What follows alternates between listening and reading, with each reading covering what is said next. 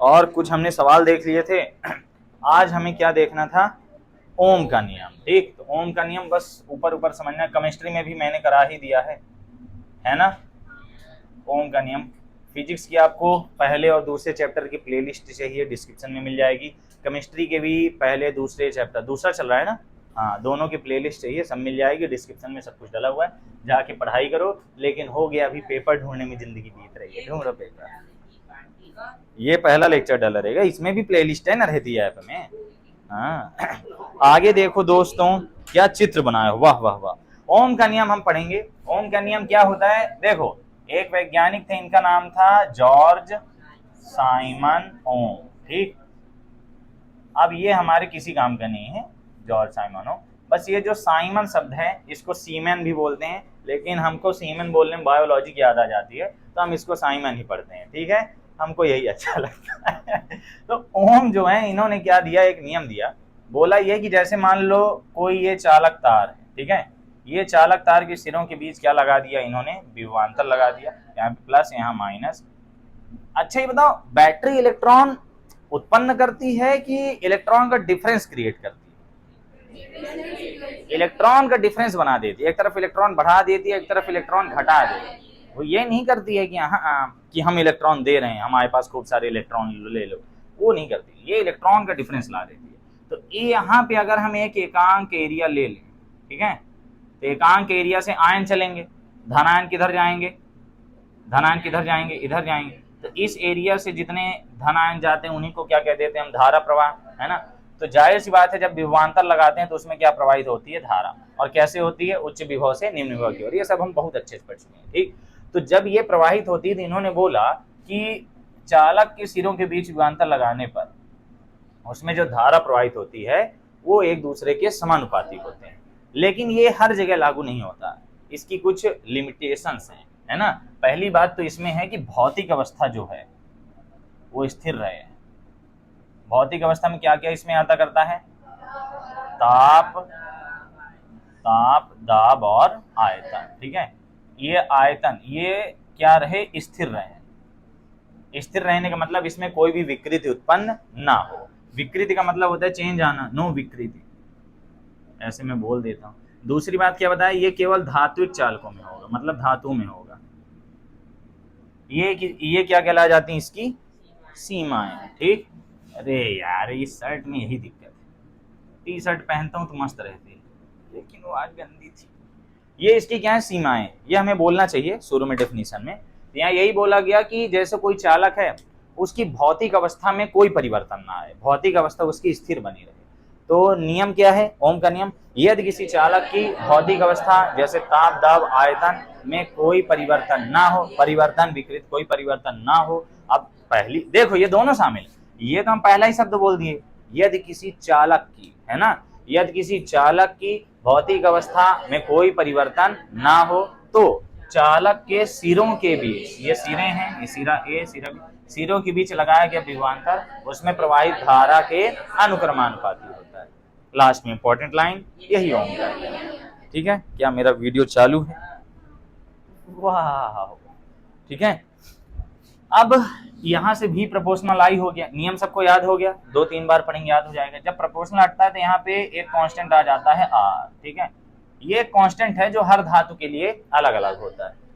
ठीक, और ये बदलते भी रहता करता है, तो हम इसको आगे अलग से पढ़ेंगे। ये इन चीजों वाला कांस्टेंट है, इन परिस्थितियों में ये कांस्टेंट आता है। जो हम लोग अलग से प्रतिरोध पढ़ते हैं वो तो किसी का भी पढ़ लेते हैं, सेल का हो, किसी भी तार का हो, अधातु का हो, धातु का हो, उपधातु का हो, हम लोग सबका पढ़ लेते हैं ना। ये केवल धात्विक चालक वाला प्रतिरोध है। तो यहाँ आर क्या है, जहां आर क्या है, चालक का प्रतिरोध, चालक का प्रतिरोध। अब इसकी भैया खोज कौन किए थे, वैज्ञानिक ओम। तो आर का मात्रक क्या आ गया, आर का मात्रक क्या आ गया, ओम। ओम को इससे दर्शाते हैं, ये क्या है, ओम। ओम का संकेत ऐसा होता है, ठीक, ऐसा, ठीक है, बन जाएगा। यही ओम का नियम था। ओम के नियम ये पता चला, जैसे जैसे वोल्टेज बढ़ेगा वैसे वैसे क्या बढ़ेगी, धारा बढ़ेगी। तो इसके बीच अगर एक ग्राफ खींच दें, इधर मान लो भी है, इधर मान लो आई, उल्टा भी बना सकते थे। इसका ग्राफ एक सरल रेखा होता है, ये केवल इसमें धात्विक चालकों में इसका ग्राफ क्या होगा, एक सरल रेखा, और यही होगा आर, जहां से आर की वैल्यू क्या आ जाएगी, V/I, और यही स्लोप बनता है, स्लोप का फार्मूला है ना। पढ़े हो? यहाँ से भी कैसे लाओगे, यहाँ से, और ये आई लंब बटे आधार, वो सब अपने को इतना नहीं जानना, बस इतना ही जानना था। क्लियर हो गया? तो ओम का नियम आपको याद हो गया। यदि किसी चालक की भौतिक अवस्था, दोनों बातें आ रही, चालक भी आ रहा है, भौतिक अवस्था भी ना परिवर्तन हो, कोई विकृति ना हो, ठीक। तो यहाँ पे यदि किसी चालक की भौतिक अवस्था जैसे ताप दाब आयतन में कोई परिवर्तन ना हो, तो चालक के सिरों के बीच लगाया गया विभवांतर उसमें प्रवाहित होने वाली धारा के अनुक्रमानुपाती होता है। यही ओम का नियम। फिर लगा दो नीचे एक लाइन, यदि किसी चालक के सिरों के बीच भी विभवांतर लगाने पर उसमें प्रवाहित धारा आई हो तो V equal to I R, V proportional I, V equal to, जहां आर एक नियतांक है जिसे उस चालक का प्रतिरोध कहते हैं, इसका मात्रक ओम, ठीक है। बस फिर इसके बाद हम लोग की सीमाएं लिख देना, सीमा ना पूछे तो भी लिख देना। सीमा में क्या लिख देना, केवल धात्विक चालकों के लिए सत्य है और यह तभी लागू होता है जब भौतिक अवस्था में कोई परिवर्तन ना हो, ठीक। इसके लिए आपको मेरी ये नोट्स मिल जाएगी, ठीक। डिस्क्रिप्शन में जाएंगे, वहाँ मैंने एक वीडियो बनाया हुआ नोट्स कैसे परचेज करें। और अगर ये बुक डायरेक्ट परचेज करना है, बड़ी सुंदर रखे हो यार ये बुक अगर आप डायरेक्ट खरीदना चाहते हैं तो डिस्क्रिप्शन में लिंक मिल जाएगा, उसमें लिखा है मैंने माई 12th class physics book, class 12 physics book, तो उसको क्लिक करके खरीद लेना। तो ओम के नियम के बाद हमारी जो इसी के अंतर्गत हेडिंग आती है वो क्या है, प्रतिरोध। ये सब हम कल फिजिक्स में भी केमिस्ट्री में अच्छे से पढ़े थे। इसे इंग्लिश में क्या कहते हैं, रेजिस्टेंस कहते हैं, ठीक है। अच्छा लेक्चर होना चाहिए इसका, लेक्चर नहीं अच्छा टॉपिक है ये, लेक्चर तो अच्छा नहीं होगा। प्रतिरोध को दर्शाते किससे हैं, कैपिटल आर से दर्शाते हैं, ठीक। ये इसका संकेत होता है क्या ये है चालक द्वारा धारा प्रवाह में डाली गई रुकावट। इसको हम ये भी बोल सकते हैं चालक द्वारा धारा प्रवाह में उत्पन्न रुकावट, वही क्या कहलाती है, प्रतिरोध। जैसे मान लो ये एक तार है, ये कोई चालक तार है ना, कसम से गर्दन मोड़े मोड़े यहाँ दर्द होने लगा। ये कोई चालक तार है, इसमें खूब सारे ऐसे बैरियर्स बने हुए, ठीक। गेम वगैरह खेले हो जिनमें ऐसे हमें उड़ा उड़ा ले जाना पड़ता है, उस तरह का ये अवरोध है। और ये मान लो यहाँ से कोई इलेक्ट्रॉन है, अब इस इलेक्ट्रॉन को सीधे जाना है, क्या ये इलेक्ट्रॉन आराम से जा पाएगा? क्यों नहीं जा पाएगा? क्योंकि इस चालक तार के अंदर क्या रहते हैं, अवरोध रहते हैं। असल में अवरोध नहीं होती, वो टक्करें होती हैं, वो टक्करों के कारण अवरोध आते हैं, लेकिन हो गया ऐसे हम समझने के लिए बता सकते हैं ताकि डेफिनेशन याद हो। तब ये इलेक्ट्रॉन है, क्या ये ऐसे आराम से जा सकता है इन रुकावटों के बीच से? तो ये इलेक्ट्रॉन के जाने में क्या कर रहे हैं, रुकावट उत्पन्न कर रहे हैं। तो चालक तार ही खुद कर रहा है, तार के अंदर ही ये गुण पाया जाता है। तो चालक द्वारा धारा प्रवाह में जो रुकावट डाली जाती, जो रुकावट उत्पन्न की जाती है, जो अवरोध लगाए जाते हैं, उन्हें क्या कह देते हैं, प्रतिरोध। लो नॉर्मल सी परिभाषा, ठीक। तो इससे धारा का मान बढ़ता है कि घटता है? इससे धारा का मान घट जाता है। धारा को बढ़ाने के लिए नहीं, धारा को जाने से रोक रहा है कि हम इलेक्ट्रॉन को नहीं जाने देंगे। अब इलेक्ट्रॉन सीधे जाएगा, भिड़ जाएगा, तो इलेक्ट्रॉन इससे बच बचा के जाए, है ना। अब इलेक्ट्रॉन कैसे बच बचा के जाएगा, वो इलेक्ट्रॉन पर निर्भर करता है, ठीक। तो अगर मान लो इलेक्ट्रॉन धीरे धीरे जाएगा तब आराम से जाएगा, कि फुल स्पीड में जाएगा तब आराम से जाएगा? जितना धीरे धीरे जाएगा। अब बताओ गर्म करने पर क्या होता है, मान लो इस तार को गर्म कर दूं, पहले ये बताओ फोन गर्म हो जाता है तो तेज चलता है कि स्लो, है ना। गाड़ी का इंजन गर्म हो जाए, 100 की स्पीड भगा दो आधा घंटा, अब वो गाड़ी अच्छे से चलेगी खराब चलेगी? उसको रख के कुछ देर ठंडवाते हैं ना गाड़ी को कि ठंडा आ जाए फिर चलाएंगे। मोबाइल तो खास तौर पे बढ़िया धूप में फुल ब्राइटनेस करके नेट वाईफाई सब ऑन कर दो, फिर उसके बाद फुल साउंड करके यूट्यूब में मेरा वीडियो देखो, तो उससे क्या होगा, फोन कुछ देर में गर्म हो जाएगा। गर्म जैसे ही हो गया तुरंत तुम बैक की बटन दबाओ, मजा ले बैक हो जाए, नहीं होगा ना। क्यों? क्योंकि फोन क्या हो गया, गर्म हो जाता है। तुम लोग का महंगा वाला होगा, मेरा सस्ता वाला, मेरा नहीं होता। तो यहाँ पे अगर इलेक्ट्रॉन तेज चलने लगा, गर्म हो गया, इलेक्ट्रॉन गर्म हो गया तो कैसा चलेगा, तेज। लेकिन जैसे तेज चलेगा तो रुकावटों में क्या होगा, भव भिड़ गया। तो इसको आराम से जाना है, हाँ समझे। ये होता करता है प्रतिरोध। तो प्रतिरोध कर क्या रहा है, धारा प्रवाह में रुकावट उत्पन्न कर रहा है।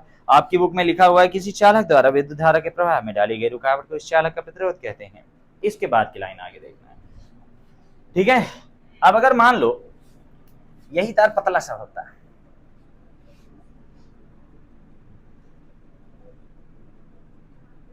और यही तार मोटा सा होता,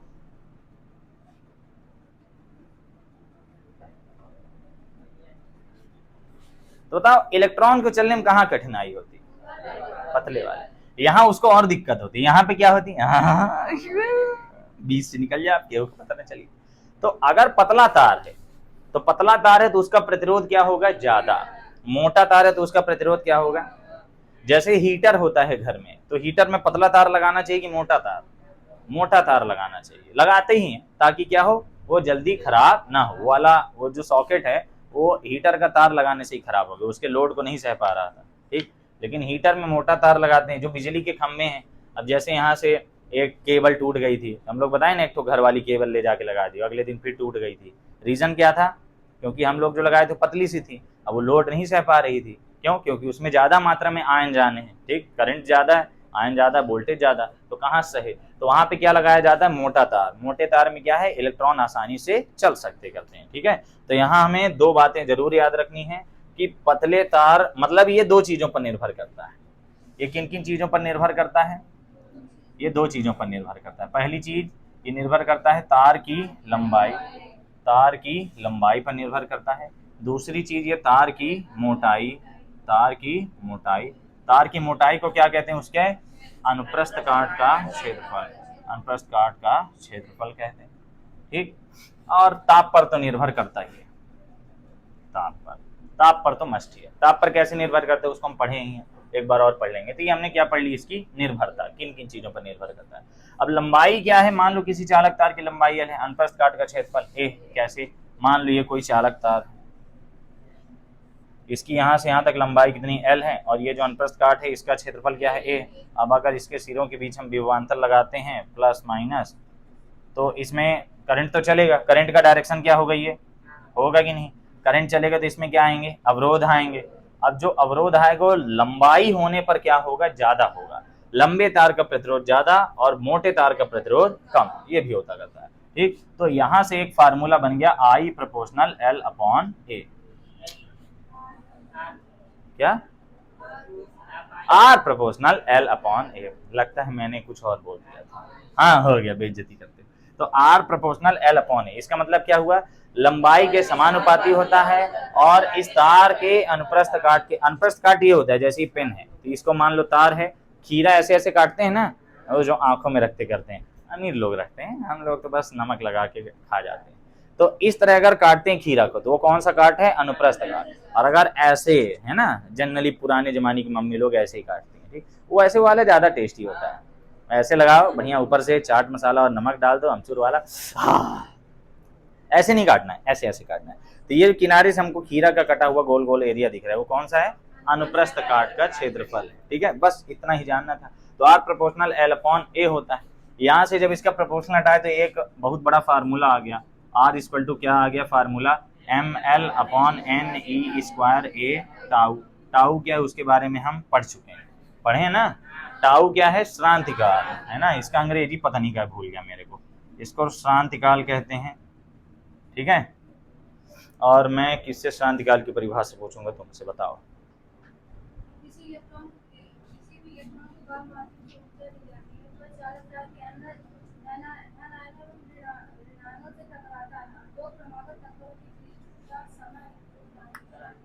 एक इंपॉर्टेंट लाइन नहीं बोल रहे हो, इसे टाउ से दर्शाते।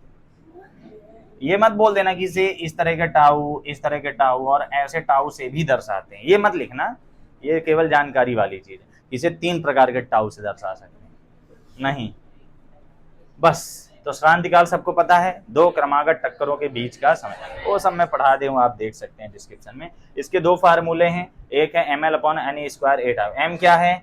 इसका द्रव्यमान, ठीक है। L क्या है? लंबाई। N क्या है? एकांक आयतन में इलेक्ट्रॉन, है ना, इलेक्ट्रॉन पर यूनिट वॉल्यूम, मतलब एकांक आयतन में इलेक्ट्रॉनों की संख्या, है ना, ऐसे थोड़ी ले लेना। ये तो जान ही गए। E क्या? इलेक्ट्रॉन का आवेश। क्यों घूम रहे हो तुम इधर, मेरे को काट मतलब। अरे अभी यहाँ आया है, अच्छा चला गया, मैं सोचा आके गायब हो गया, फिर मेरे को हो गया कुछ दिक्कत ना हो कहीं। चलो चलो, तो यहां से तुम क्या समझ गए कि अगर तार की लंबाई ज्यादा होगी, लंबाई ज्यादा तो प्रतिरोध ज्यादा। इसको हम थोड़ा ऐसे समझ सकते हैं, R प्रोपोर्शनल L होता है। यानी जितना लंबा तार उतना ज्यादा प्रतिरोध। और दूसरी बात हम लोग क्या समझते हैं, R प्रोपोर्शनल 1/A होता है, जितना मोटा तार उतना कम प्रतिरोध। समझ गए। अब ये सारी चीजें, इनमें एक ही दो जवाब होते हैं, प्रतिरोध बढ़ता है या फिर प्रतिरोध घटता है, कम होता है या ज्यादा होता है। अब ये किसी भी क्वेश्चन में आएगा, अब तुम अनपढ़ गवार टाइप के रहोगे तो कुछ लिख दोगे, बढ़ता है, फिर काट के लिख दोगे घटता है। पढ़े लिखे रहोगे, थोड़ा ज्ञान रहेगा तो वहां पे सही ऑप्शन टिक करोगे। तो प्रतिरोध क्लियर हो गया। ठीक, प्रतिरोध में कुछ इंपॉर्टेंट जानकारी हमें पता होनी चाहिए। पहली बात, इसका मात्रक क्या होता है, इसका मात्रक क्या होता है, ओम। ठीक है, इसको दर्शाते किससे हैं, इससे। दूसरी बात क्या बताते हैं कि इसका विमीय सूत्र क्या होता है। इसका विमीय सूत्र कैसे लाएंगे, मैं सिर्फ बताऊंगा लाना तुम्हें। वोल्टेज की लिख दो, धारा की लिख दो, आ जाएगी। वोल्टेज की कैसे लाते हैं, मान लो भूल गई तो उसकी क्या होती है, W/Q। तो W/Q, अब W की भूल गई तो F/D कर लेना, वो तो बन जाएगी ना। हाँ, विमीय सूत्र तुम कर लोगे।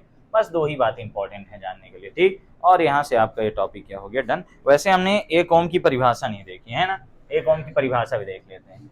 तो 1 ओम बराबर क्या आएगा, यहाँ से देखो 1 वोल्ट बटे 1 एम्पियर। इसका मतलब क्या हुआ,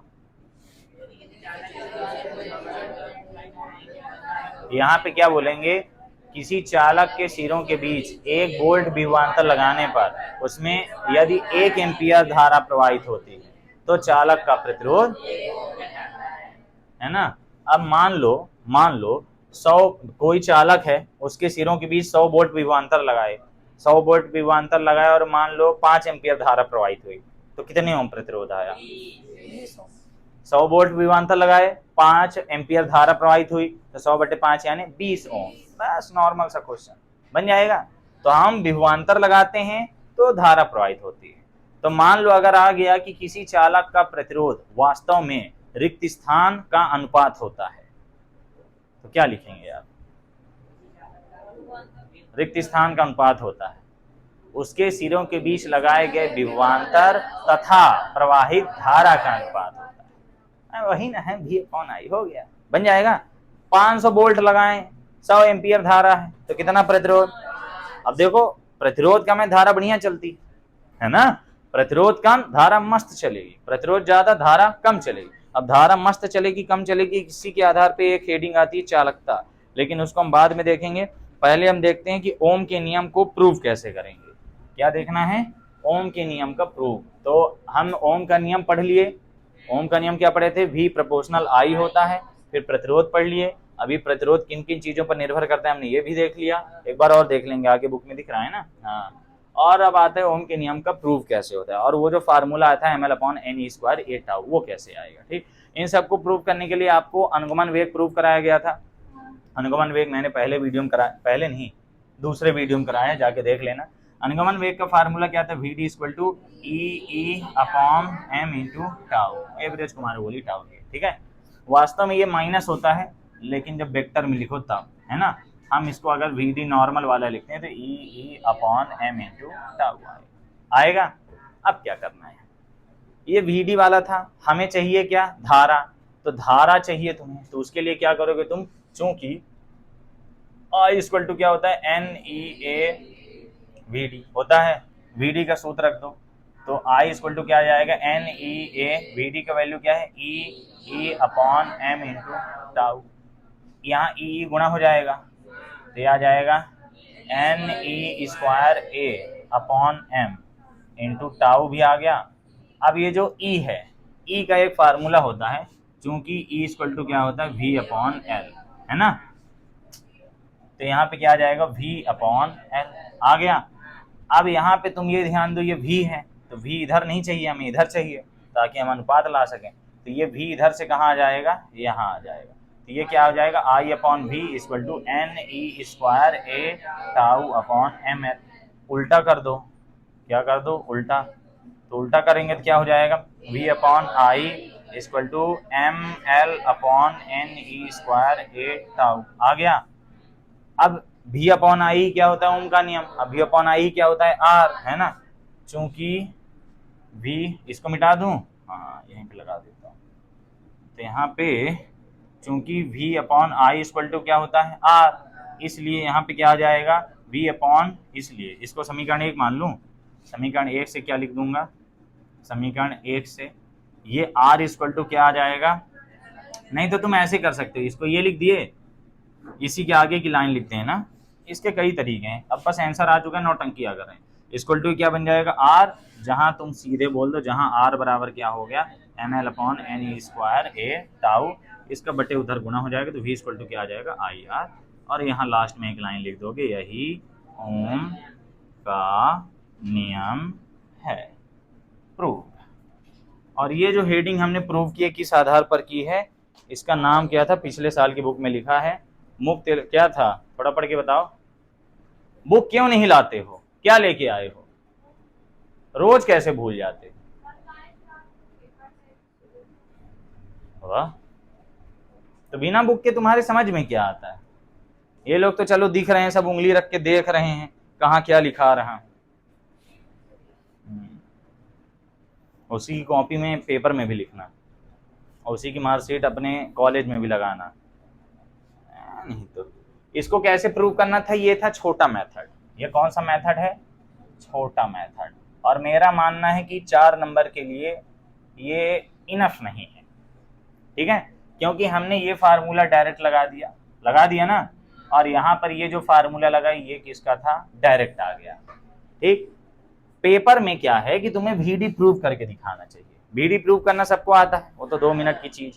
कैसे कराया था मैंने, पहले हम उस पर बल लाते हैं आवेश पर, तो F इक्वल टू QE बनता है, F इक्वल टू MA बनता है, फिर दोनों को बराबर करके A लाते हैं, A के बाद गति का पहला समीकरण, उससे V equal to A tau बनता है, क्योंकि U 0 है। U क्यों 0 है, क्योंकि जैसे इलेक्ट्रॉन चला टक्कर हुई तो उसका वेग ही 0 हो गया, फिर वो अगला स्पीड बनाया, फिर टक्कर हुई 0 हो गया, है ना। तो इतना टकराते रहता है, 0 से बढ़ता है, बार बार 0 से बढ़ता है। स्टार्टिंग कहाँ से होती है उसकी, बार बार, नहीं समझ में आया। जैसे मान लो खूब सारे प्लस चार्ज, ये क्या है, खूब सारे प्लस चार्ज, अब ये इलेक्ट्रॉन चला तो यहाँ से तो किसी स्पीड से चला, गर्म था इलेक्ट्रॉन तो चला, थर्मल वेलोसिटी कहते हैं। तो ये जब चला तो यहाँ से चला, तो ये टकराया तो क्या हो गया, स्पीड 0। अब यहाँ से जब ये इधर जाएगा तो इसका शुरू कहाँ से होगा, 0 से ना होगा, 0 से अपनी स्पीड बढ़ाएगा, स्पीड बढ़ाते बढ़ाते क्या, फिर टकरा के क्या होगा 0, फिर ये शुरू से अपनी स्पीड बढ़ाएगा, एक्सीलरेटर ऐसे ऐसे रहेगा। तो इसलिए U की वैल्यू 0 ले लिए थे। तो पहले हमें VD प्रूव करके दिखाना चाहिए, बाकी अगर तुमसे नहीं बनता तुम इतना कर दोगे, मास्टर को दया आ जाएगी, नंबर दे देगा। बिल्कुल ना, वो नहीं करना, सिर्फ VD करना है, सिर्फ VD करना है। हाँ, VD प्रूव करना है। यहाँ पे लिख देता हूँ, इसके पहले VD का व्यंजक लगाना है, इसके पहले VD का व्यंजक लगाना है। पहले VD का व्यंजक लगाओ, उसके बाद ये लाइन लिखो, चूंकि धारा और VD में संबंध ये है, बस उसके बाद आंसर आ जाएगा। यहाँ से यहाँ तक आने में तो कोई दिक्कत नहीं होगी। यहाँ काश हाथ में चोट लग जाती। ये वाला क्या है, पूरा का पूरा डिब्बा है, मेन आंसर यहीं पर है। इसके बाद ये नौटंकियां कर दिए, जहां से हमें क्या पता चला, आर की वैल्यू पता चली, कोई दिक्कत। तो ये हमने ओम का नियम क्या कर दिया, प्रूव। इसी के बाद आता है ओम के नियम का सदिश रूप, है ना। ओम्स लॉ का कौन सा फॉर्म, सदिश रूप, यानी वेक्टर फॉर्म। सदिश रूप हम तब प्रूव कर पाएंगे जब हम प्रतिरोधकता पढ़ लेंगे, ठीक है। क्या पढ़ लेंगे, प्रतिरोधकता। अगला टॉपिक है ना ओम के नियम का सदिश रूप, ठीक है। अपने जिला में देखो, इसमें एक क्वेश्चन आया था धातुओं के लिए, ये वाला क्वेश्चन आया था, धातुओं के लिए मुक्त इलेक्ट्रॉन मॉडल के आधार पर ओम के नियम की स्थापना कीजिए। आया है प्रश्न क्रमांक 18। प्रश्न क्रमांक कौन सा, 18। धातुओं के लिए मुक्त इलेक्ट्रॉन के आधार पर ओम के नियम की स्थापना। जाना है घर, अभी चले जाओ। ये पेपर किसका था, धातुओं के लिए मुक्त इलेक्ट्रॉन मॉडल के आधार पर। पिछले साल की बुक में यही हेडिंग डाला था मैं, फिर मेरे को पता नहीं क्या चुल मची, मैं वो हेडिंग ही हटा दिया, हेडिंग को मैं बदल दिया अनुगमन वेग का व्यंजक। इस साल वही हेडिंग आ गई। होता है वैज्ञानिकों के साथ ऐसा ही होता है, जो प्रयोग करते हैं वो जनरली असफल होते रहता करता है। तो शुरू में तुम्हें क्या लगाना था, इसमें इसकी शुरुआत कहाँ से होगी पता है, इस आंसर की। इस आंसर की शुरुआत होगी अनुगमन वेग से। अनुगमन वेग की हेडिंग पढ़े थे, भूल गया मैं।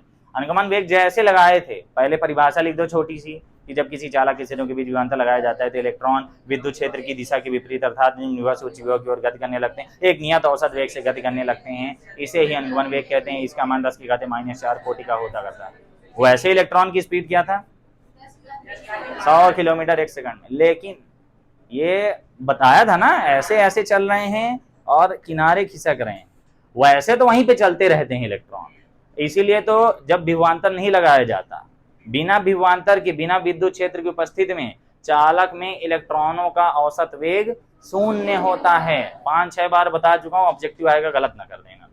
जब विभवांतर नहीं लगाए, जैसे ये चालक है, एल्यूमिनियम है, एल्यूमिनियम है, इसमें भी इलेक्ट्रॉन अभी चल रहे हैं, मुक्त इलेक्ट्रॉन तो होते ही हैं, अभी वो मुक्त इलेक्ट्रॉन चल रहे हैं, वो चल रहे हैं, लेकिन उनका औसत वेग क्या है, शून्य।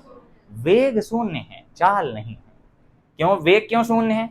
क्योंकि अगर विद्युत क्षेत्र पा भी गए तो एक इधर उनका उल्टा विद्युत क्षेत्र लग जाता है, ठीक है, मतलब ऑटोमेटिक रहता करता है, डाइपोल रहता है ना उनमें।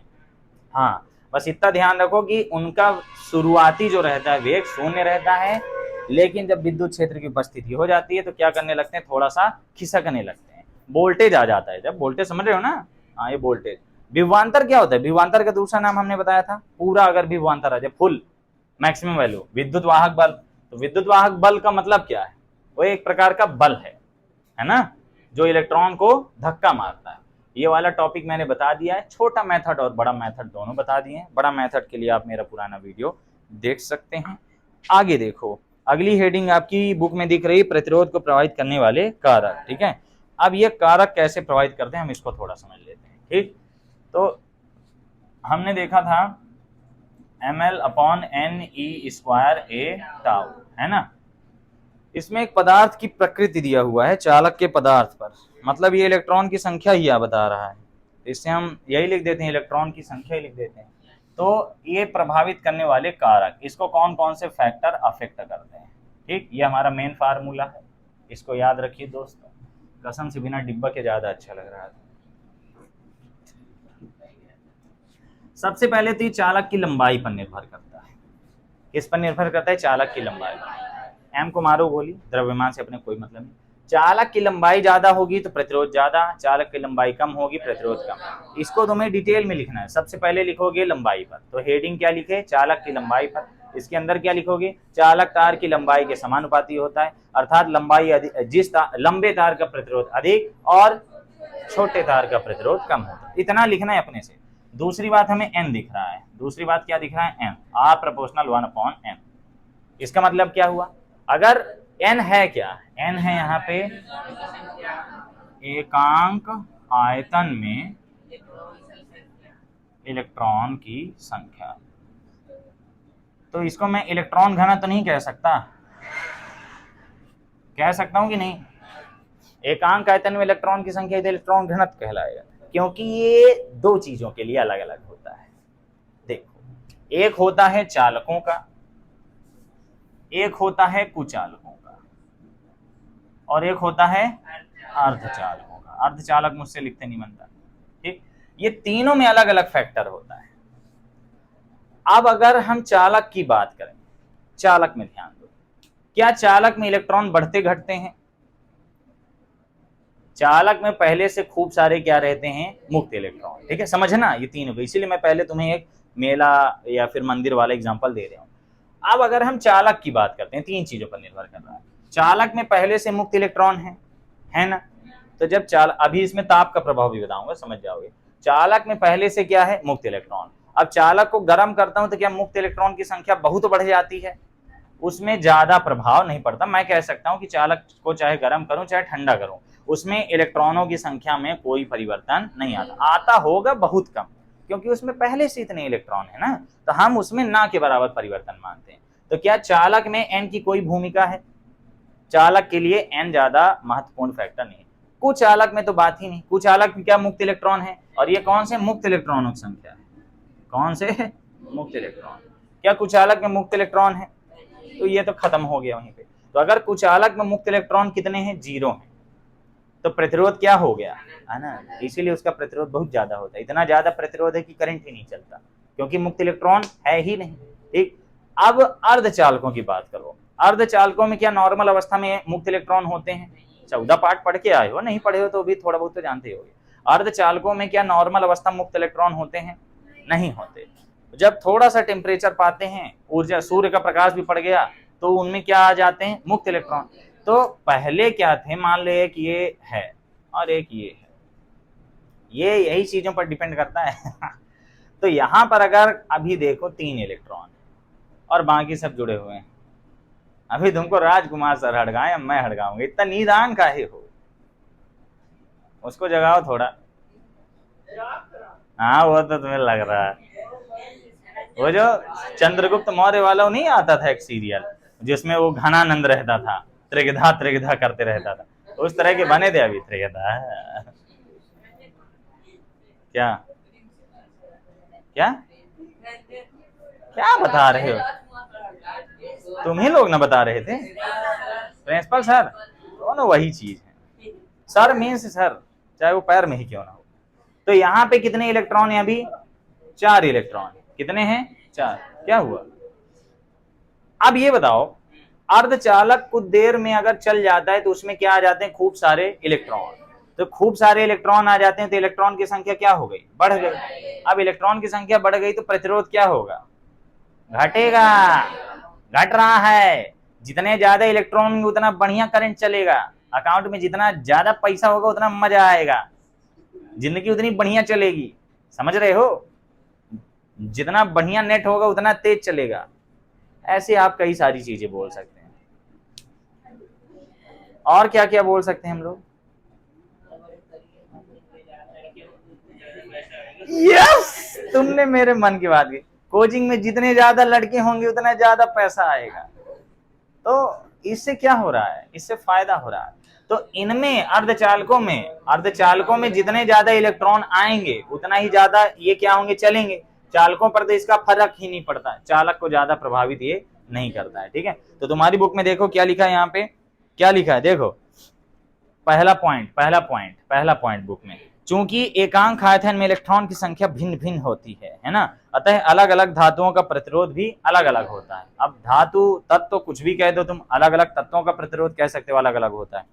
और इसमें एक बात बोल दी कि जिसमें मुक्त इलेक्ट्रॉन की संख्या अधिक होती है उसका प्रतिरोध कम। अब तुम खुद सोचो, चालक का प्रतिरोध कम क्यों है, इसमें तुम जानते हो इसका प्रतिरोध कम है, इसका प्रतिरोध ज्यादा, और इसका प्रतिरोध तो अब क्या ही कह दूं, अनंत के लेवल का।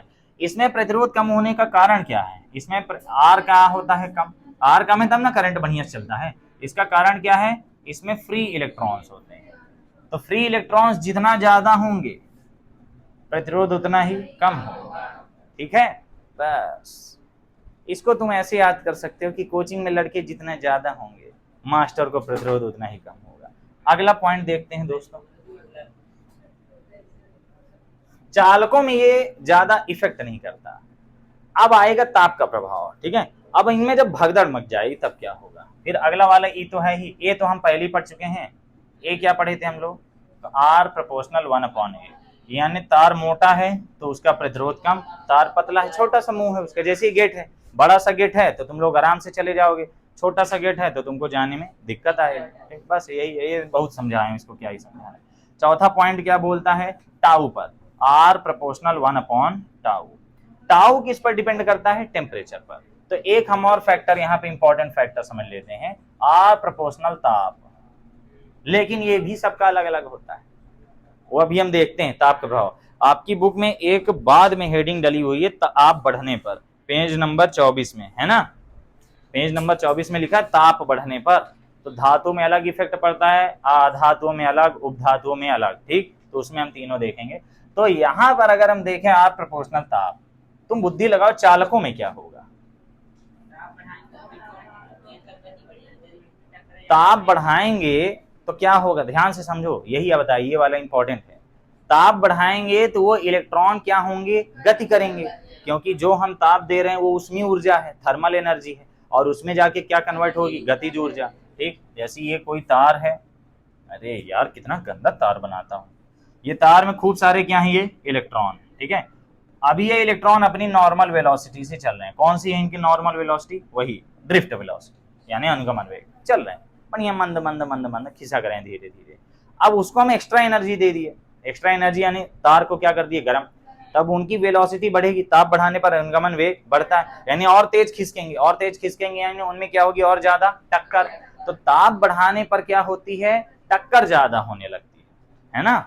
पूरा फ्लो समझना, ये बहुत इंपॉर्टेंट क्वेश्चन। तो ताप बढ़ाने पर इनमें टक्कर ज्यादा होगी। अब टक्कर जल्दी होगी कि धीरे धीरे होगी? टक्कर जल्दी से हो जाएगी।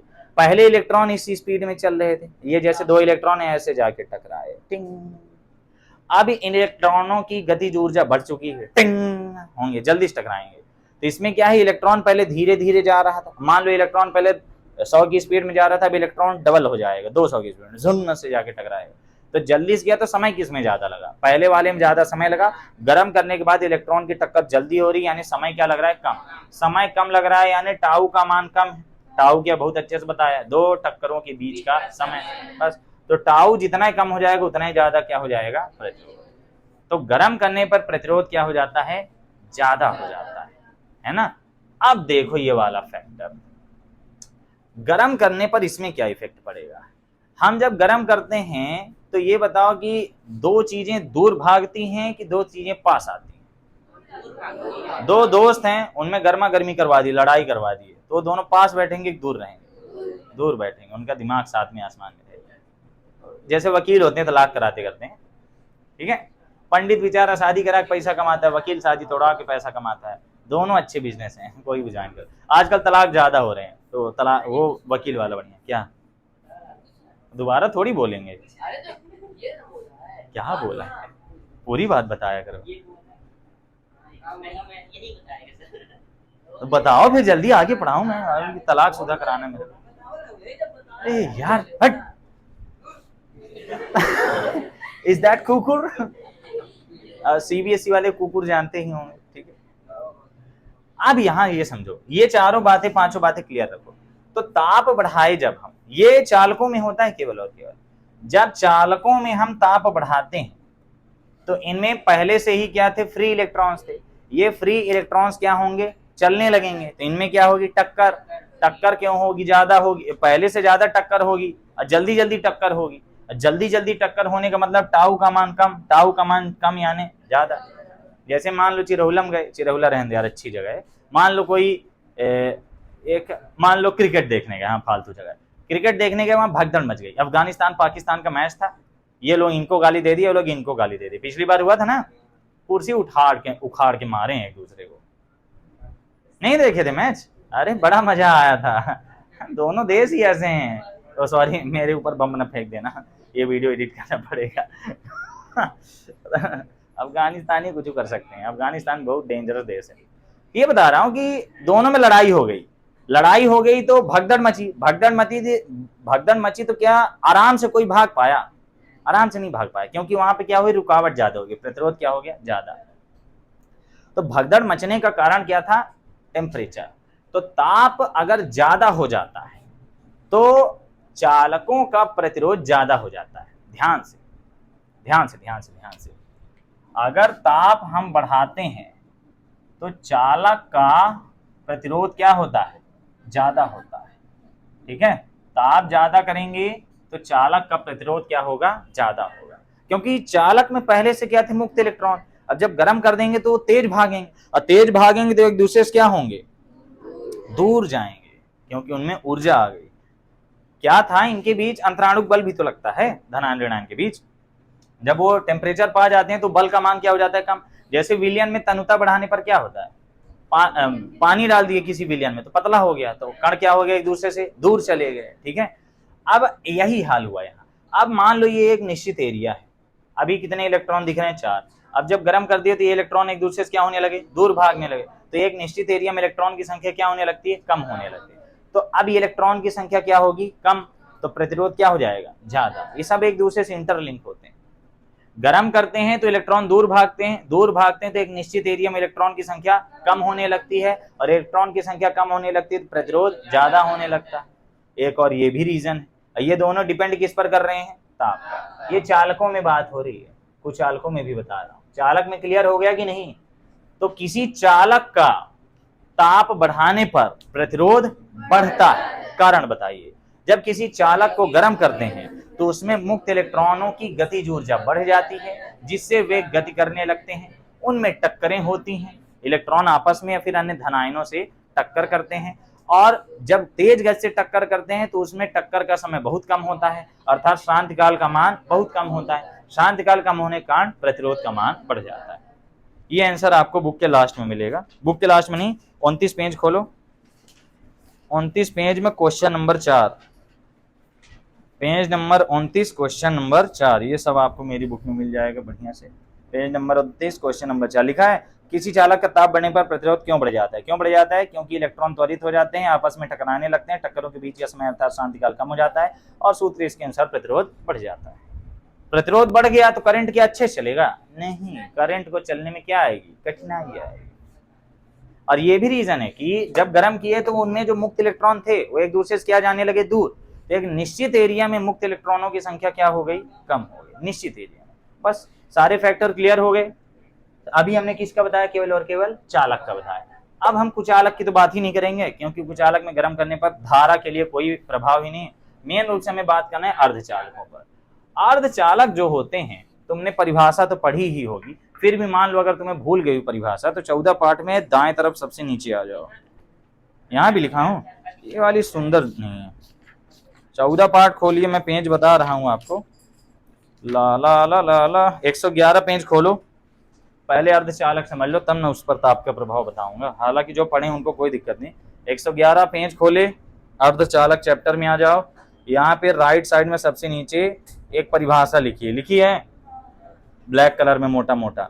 कुछ पदार्थ ऐसे होते हैं जो सामान्य ताप और दाब पर विद्युत रोधी होते हैं। मतलब अगर सामान्य ताप और दाब है तो क्या है? विद्युत रोधी। किंतु वायुमंडल की किरण या उच्च ताप के कारण ये चालक की भांति व्यवहार करने लगते हैं। इन्हें क्या कहते हैं? अर्धचालक। मतलब ये दोनों का काम करते हैं। ठीक है, जैसे कुछ एक्टर नहीं होते, हीरो हीरोइन दोनों का काम करते हैं। अरे कुछ रहते हैं ना बढ़िया एक्टिंग कर लेते करते हैं। तो यही हमें समझना है कि ये दोनों काम करते हैं। जो अर्धचालक है, कौन? अर्धचालक। अर्धचालक को समझ लो थोड़ा सा। अर्धचालक ऐसे होते हैं कि नॉर्मल अवस्था में इनमें जो धन आयन है उसमें इलेक्ट्रॉन चपका रहता है, तो ये क्या हो जाते हैं? उदासीन। समझ रहे हो? नॉर्मल अवस्था में इनके धन आयन में कौन चपका रहता है? इलेक्ट्रॉन चपका रहता है, कोई दिक्कत। लेकिन अगर ये थोड़ा सा भी टेम्परेचर पा जाते हैं, थोड़ा सा भी टेम्परेचर, जैसे सोलर पैनल लगा होता है ना, पूरा अर्धचालक है, ऑल टोटल अर्धचालक से ही बना है। सूर्य का थोड़ा सा भी टेम्परेचर देखो, जब धूप नहीं रहती तब भी वो काम करते रहता है। बहुत हल्का सा टेम्परेचर भी अगर पा गया, धूप में थोड़ी सी भी उसमें उच्च ऊर्जा वाली किरणें पड़ी, वो काम करने लगता है, उससे इलेक्ट्रॉन निकल जाता है। अर्धचालक में सामान्य ताप और दाब पर सभी इलेक्ट्रॉन अपने परमाणु से बंधे रहते हैं। तो सो क्यों रहे हो भाई? तुम लोग रोज डांट खाना चाहते हो क्या? ये डांट बाद में याद आएगी 4 साल 5 साल बाद। तो इसमें क्या बोला गया कि सामान्य ताप और दाब पर किसी भी अर्धचालक में जो इलेक्ट्रॉन है वो अपने परमाणु से ऐसे चपके रहते हैं। जैसे सूर्य का थोड़ा सा भी टेम्परेचर पर बुक से बाहर चले जाते हैं, और इसी इलेक्ट्रॉन को क्या कहते हैं? मुक्त इलेक्ट्रॉन। जब इलेक्ट्रॉन मुक्त होता है तो उसके साथ एक परमाणु भी क्या होता है? धनावेशित हो जाता है। क्लियर हो गई बात? तो यहाँ पे अब इसमें थोड़ा सा क्या आ गया? ऊर्जा आ गई। थोड़ी सी ऊर्जा आ जाएगी तो क्या हो जाएगा? ये जो धनावेश अपना इलेक्ट्रॉन पकड़ा था, ये इलेक्ट्रॉन क्या हो गया? मुक्त। मुक्त। मान लो अभी इधर वाले नहीं हुए हैं, इधर वाले अभी नहीं हुए मुक्त। अभी कितने इलेक्ट्रॉन मुक्त हुए? 2।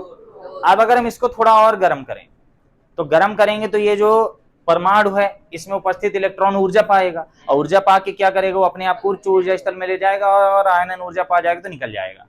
ये प्रोसेस समझ में आया? इलेक्ट्रॉन आयनन ऊर्जा पाकर बाहर निकल जाते हैं। सब पढ़ाया हुआ है, थोड़ा रिवीजन करो। तो इलेक्ट्रॉन बाहर हो जाएगा, और इस इलेक्ट्रॉन को क्या कहा जाएगा? मुक्त इलेक्ट्रॉन कहा जाएगा। अब ये चालकों में हो रहा है कि कुचालकों में? दोनों में नहीं हो रहा, अर्धचालकों में हो रहा है। ठीक है, जैसे कोई पूछे आपको धोनी पसंद है कि विराट कोहली, तुम बोलते रोहित शर्मा। यही यहाँ भी बोला गया कि नॉर्मल अवस्था में क्या था, इसमें धनायन ऋणायन साथ में थे तो उदासीन था, मतलब इलेक्ट्रॉन था ही नहीं, करंट चले गए। थोड़ा सा टेम्परेचर या फिर वायुमंडल की किरण कुछ भी पाता है तो किसका काम करने लगता है? चालक का, क्योंकि यहाँ इलेक्ट्रॉन आ गए। अब हम इसको अगर गर्म करें, हम गर्म करें इसको, टेम्परेचर दें तो क्या होगा? हम टेम्परेचर देंगे तो क्या होगा? इसमें और ज्यादा इलेक्ट्रॉन निकलेंगे, है ना? जितने इलेक्ट्रॉन बधे हुए ऊर्जा पाएंगे, ऊर्जा पापा के क्या हो जाएंगे? पापा के नहीं हो जाएंगे, ऊर्जा पाकर क्या हो जाएंगे? बाहर निकल जाएंगे। अब ऊर्जा पाकर ये बाहर निकलेंगे, ये भी बुक्के से बाहर, ये भी बाहर, ये भी बाहर, ये भी बाहर। तो जब इलेक्ट्रॉन बाहर निकल जाएगा तो क्या होगा? मुक्त इलेक्ट्रॉनों की संख्या बढ़ रही कि घट रही? तो इलेक्ट्रॉन की संख्या बढ़ती है तो क्या होता है? बस यही था। तो अगर हम ताप बढ़ा रहे हैं तो चालक का प्रतिरोध क्या होता है? बढ़ता है। लेकिन जो कुचालक, अरे इसकी ऐसी तैसी, अर्धचालक, अर्धचालक चालक का प्रतिरोध क्या होता है, कम होता है। रीजन क्या लिखेंगे आप, अगर आ गया पेपर में ताप बढ़ाने पर अर्धचालकों पर, अर्धचालकों के प्रतिरोध पर क्या प्रभाव पड़ता है, तो आप इसका आंसर ये लिखेंगे, अर्धचालक ऐसे पदार्थ होते हैं जो सामान्य ताप और दाब पर विद्युत रोधी होते हैं, किंतु थोड़ी सी भी ऊर्जा या फिर सामान्य सूर्य की किरण पा जाते हैं तो ये चालक की भांति व्यवहार करने लगते हैं। ठीक है, इसमें तुम ये लिखोगे, जब अर्धचालकों को गर्म किया जाता है फिर ताप दिया जाता है तो इसमें उपस्थित इलेक्ट्रॉन उच्च ऊर्जा स्तर में चले जाते हैं और अपने परमाणु से अलग हो जाते हैं। इस प्रकार मुक्त इलेक्ट्रॉनों की संख्या बढ़ती है। एकांक आयतन में मुक्त इलेक्ट्रॉनों की संख्या बढ़ती है, जिस इलेक्ट्रॉनिक संख्या बढ़ती है जिससे अर्धचालकों का प्रतिरोध कम हो जाता है। बन जाएगा। इसका मेन रीजन क्या था, ये वाला। तो ये केवल और केवल किसका था, चालक के लिए था। ये वाली लाइन किसके लिए थी, केवल और केवल चालक के लिए। तो हम क्या ये कह सकते हैं कि सभी तत्वों का ताप बढ़ाने पर उसका प्रतिरोध बढ़ता है? ना, ताप पर निर्भर करता है, बढ़ता घटता वो डिपेंड करता है तत्व कैसा है। अभी वो अर्धचालक है तो क्या होगा, अर्धचालक का प्रतिरोध घट रहा है, अर्धचालक का प्रतिरोध घट रहा है यानी करंट चलेगा। करंट जितने ज्यादा इलेक्ट्रॉन होंगे उतना बढ़िया करंट चलेगा, है ना। जितना ज्यादा पैसा डालोगे उतना बढ़िया फोन चलेगा, है ना। बस यही तो है, जितना महंगा कपड़ा लोगे उतना बढ़िया चलेगा, है ऐसा। 10,000 का कपड़ा खरीदो, कोट, और ले आके घर में धो लो, फिर देखो कितना बढ़िया चलेगा। जितना महंगा कपड़ा उतना ही नहीं चलता है। जाके 200 की बढ़िया टी शर्ट ले लो स्पोर्ट वाली, फिर देखो 4 साल चलती। मैं पहनता है ना, आज तक चल रही है। तो आपको ये टॉपिक क्लियर हुआ दोस्तों, ठीक है। इसके बाद जो हम लोग का अगला टॉपिक है वो क्या है, विद्युत चालकता और विद्युत विशिष्ट चालकता वगैरह, है ना, वो हम कल देखेंगे। आज की क्लास समाप्त होती है। धन्यवाद।